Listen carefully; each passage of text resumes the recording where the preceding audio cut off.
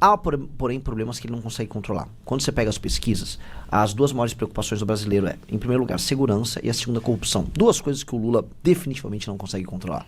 A primeira, segurança, porque o PT ele se opõe a políticas de aumento de penas e ao enfrentamento ao crime. Historicamente, ele não é identificado com isso e as pessoas já entenderam isso. E o segundo, que o PT é visto como corrupto e ele está envolvido nos dois maiores escândalos de corrupção que tem hoje, que é o Master e o INSS. Então, esses são dois temas que já estão incidindo sobre o Lula. Falando sobre uma experiência pessoal, eu rodei agora no Nordeste. Eu rodei o sertão do Nordeste, lugar onde o Lula tem 70, 75, 69% dos votos. Pois bem, lá no sertão, você até tem uns eleitores mais velhos que são lulistas, especialmente mulheres.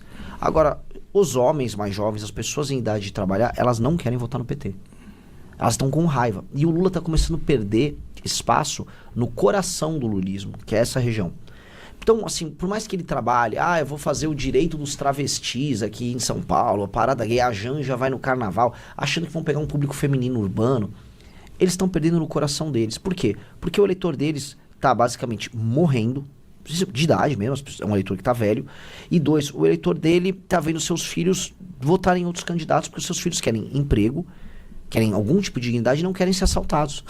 Então, no Nordeste eu senti isso, eu vi isso. Os mais jovens estão largando mão.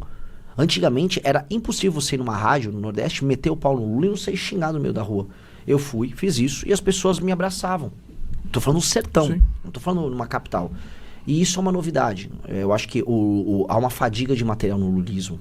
E essa fadiga de material está se expressando agora, nesse último ano.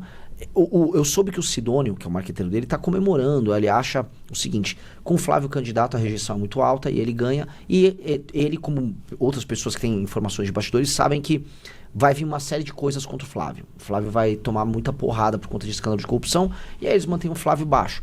Eles não contam que, se ficar esse clima de tudo destruído, que possa vir um terceiro nome, que seja antissistema e que aponte o dedo contra eles. Isso eles não estão contando. E eles também não contam que, mesmo no cenário com o Flávio todo destruído, que o Lula, ele próprio, também não fique destruído. Porque estamos falando do filho dele envolvido no escândalo de corrupção. E mais, né? Se o clima de insegurança ficar alto, como é que fica esse jogo? Então, eu acho que eles ficaram correndo a barriga e agora eles estão começando a se tocar que o jogo vai ser bem mais complicado. A gente vê algo também, o senhor citou aí o Sidônio, né? E a comunicação do governo. Foi uma troca, mas quando chega com um produto que não está muito legal, é muito difícil ter uma propaganda que salve esse produto. A gente fala do governo federal com... No ano passado, porque as coisas acontecem tão... que foi a taxa das blusinhas. Isso afetou justamente esse público mais jovem, que procurava emprego, que estava começando a vender suas coisas e começou a pagar mais. Pagou, não foi a empresa que pagou, como disse a Janja, né? Nesse ano... tivemos agora essa taxação para os produtos eletrônicos. E, absurdamente, o governo vai às redes sociais, usa lá toda uma forma de expressão estranha por um negócio institucional, que é uma rede social do governo federal, e ainda chama de notícia falsa algo que tinha colocado como a própria agência, né? Brasil, a agência de imprensa do governo, tinha citado isso. E agora entrou. Não eram 1.200, caiu para 800. Quer dizer, 800 itens foram taxados aí pelo governo federal. Essa comunicação não está batendo. E também, para mim, foi um tiro no pé o episódio do carnaval. Algo que parece mais para uma idolatria, para atender o ego do presidente. E da Janja, né? E da Janja. E a mensagem que passa à escola de samba foi a pior possível para o governo, porque ataca um eleitorado. Sim. Que ele vai precisar, Exato. que é o evangélico, que é o conservador, que não precisa nem ser evangélico, mas se for conservador, ele vai precisar desse voto. Sim, sim. As pessoas têm uma lenda, não, o Lula é um animal político, ele é um gênio. Cara, não é. Não é. Não é. O Lula é especializado em comprar aliados, e o Lula teve um grande acerto eleitoral, que foi o Bolsa Família.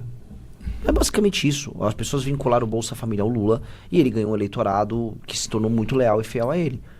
Porque se você olhar direitinho, o PT, tirando Fernando Henrique, o PT fazia sempre 30 e tantos % no mínimo e quase ganhou a eleição de 89. Em 2002, quando o Lula ganha, ele faz a maioria, e aí a partir desse momento ele solidifica essa maioria com esse voto das pessoas mais pobres. Então o que ele tinha? Ele já tinha um voto urbano de classe média petista, orgânico de esquerda, e aí ele junta esse voto com um voto mais humilde. Esse voto mais humilde depois vira o maior share dos votos do Lula, e ele só ficou controlando aquilo. Não tem um grande xadrez nisso aí. Basicamente ele comprou consciências, e essas pessoas que eram muito pobres, elas são gratas ao Lula. Só que ele não renovou o público. Se ele fosse um mago, ele renovaria esse público. Ele não renovou esse público. Esse eleitorado tá velho, o PT não tem discurso. O governo do Lula, ninguém consegue me explicar qual foi o mote. Assim, o que teve de interessante no governo Lula? Ninguém vai lembrar. Falar que foi o pé de meia, ou que foi dar botijão de gás, é ridículo. É muito ridículo. Assim, no Brasil era pra ser uma das 5 maiores nações do mundo. A gente tá aqui falando que o presidente da República nos últimos 4 anos deu um botijão de gás e deu um dinheiro para um aluno para a escola, e isso é uma piada. Então, eu acho que assim, é uma situação, em termos de marketing, muito, muito, muito complicada. Decisões muito burras foram tomadas, e a gente tem que parar de achar, talvez, que isso não tenha sido, na verdade, regra. O lance é, com a compra de um eleitorado com o Bolsa Família, no fundo, o Lula ficou confortável para ficar falando besteira por aí. Então ele atacava os eleitores do Centro-Sul, ele atacava os outros, porque também não ia fazer muita diferença, ele não perdia muito com isso. Hoje ele tá precisando conquistar. Como ele vai conquistar alguém? Quem são essas pessoas que ele vai conquistar? Ele acha que ele vai dar um dinheiro na mão e vai virar esses caras? Veja, o Lula tá incorrendo num erro que o Bolsonaro correu em 22. Qual foi o erro do Bolsonaro? O Bolsonaro achou o seguinte: se eu der um dinheiro a mais pro cara que recebe o Bolsa Família, ele vai votar em mim e não no Lula. Que era o auxílio emergencial, que ele virou Auxílio Brasil. O cara continuou votando no Lula e pegou o auxílio. O Lula acha agora, por exemplo, que eu vou tirar imposto da classe média, né, aquele negócio do imposto de renda, talvez vou fazer algum programa voltado para habitação para que a classe média compre um apartamento, e ela vai votar em mim. Não, ela não vai. Ela pode até usar isso e não vai votar nele, igual o cara do Bolsa Família não votou no Bolsonaro porque aumentaram. Existe uma questão de identificação. A pessoa que gerou uma identificação pro Lula, ela gerou uma identificação contra o Lula do outro lado. E isso não vai se alterar.